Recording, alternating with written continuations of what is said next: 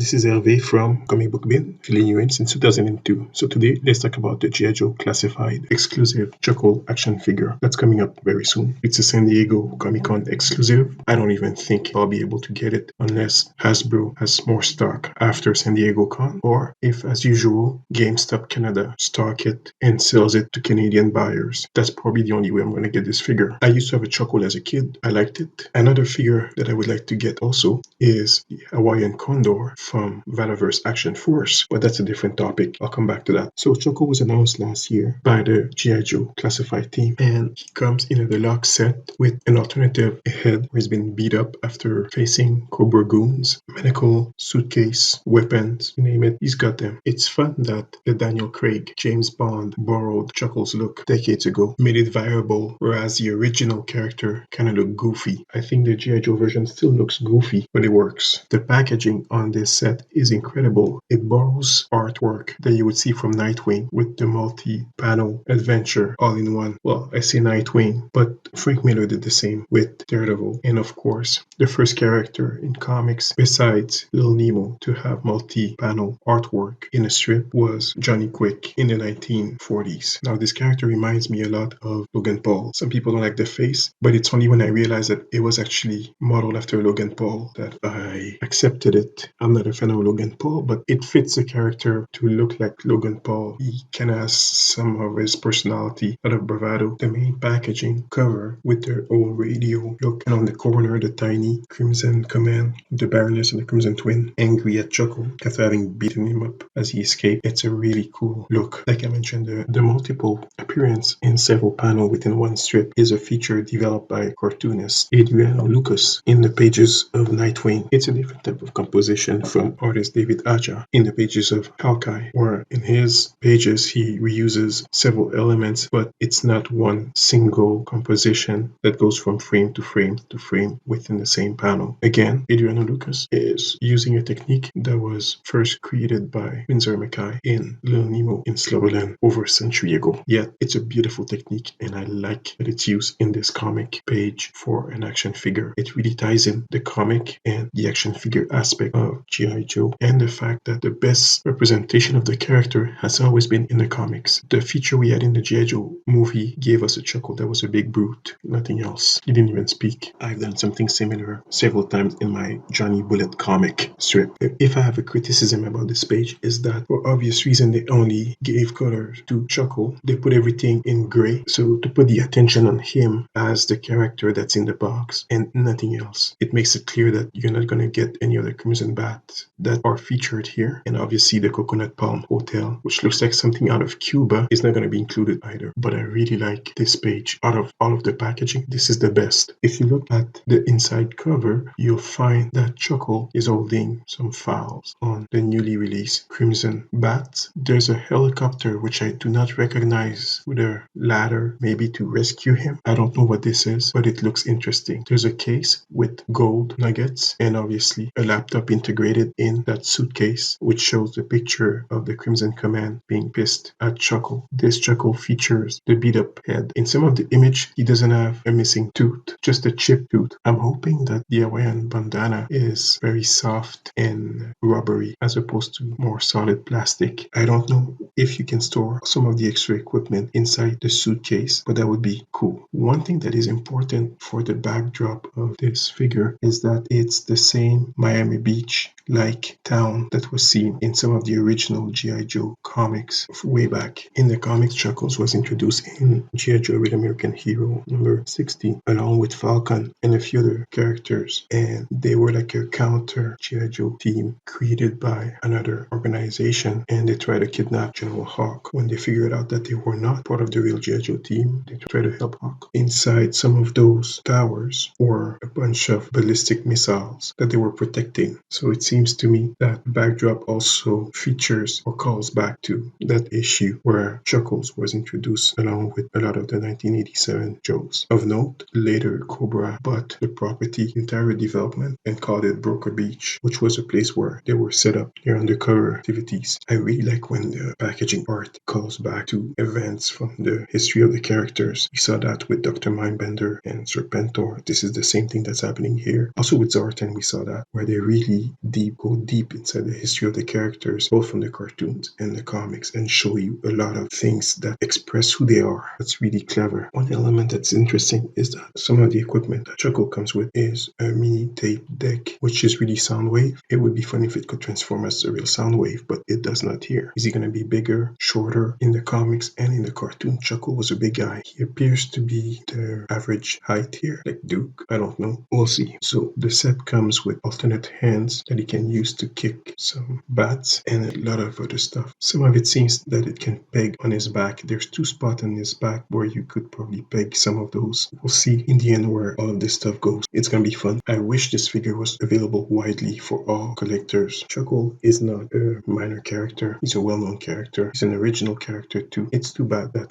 some of us may not be able to get him in this version, and they might release him later, but with much less equipment. I wish everybody could get this version of Chuckle. He's a fun one. I also have to mention Condor, the Hawaiian Condor from Battleverse, which also looks the same. Now I know there's a lot of discussion about whether Bobby Vala copied Chuckles or if he copied James Bond. He says that he copied James Bond, but come on, we're talking about Chuckles and G.I. Joe and Action Force. Of course, the Hawaiian Condor drew inspiration from Chuckles, regardless of the fact that its creator says that he was really inspired by the 2006 James Bond. Condor is Chuckles, but that's okay. It's a cool figure too. I actually want both. I don't have enough Action Force points, so I don't know if I'll ever get it, even if I buy new figures. By the time I get those new figures, maybe I'll run out of Hawaiian Condor. I think both of them would be good together. Some people have suggested that they should have a TV show with the 2 of them, where Chuckle is the more humoristic, the comedy element, and Condor would be the straight man. If there ever was a crossover with G.I. Joe and Action Force, this could be the basis of it. I don't think that will happen anytime soon, but who knows. I think Condor is a great looking character. He comes with much less stuff. Most of the parts are reused from previous Battleverse parts from Action Force, but it doesn't matter. It's still a cool looking figure that's worth getting also. So this is all I had to say. This is V from Comic Book Bin, filling you in since 2002. Like and subscribe.